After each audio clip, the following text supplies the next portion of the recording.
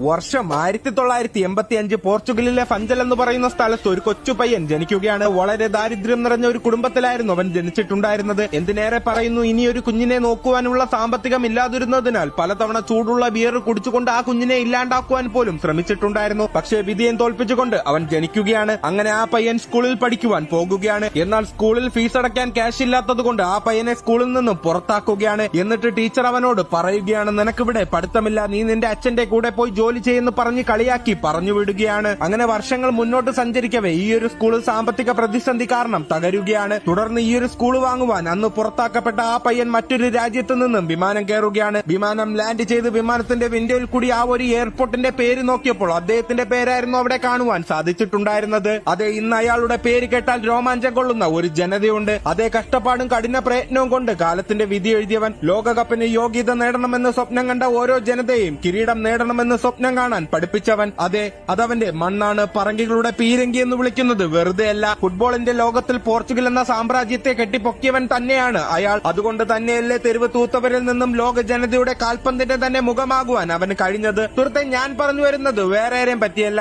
His name is Cristiano Ronaldo.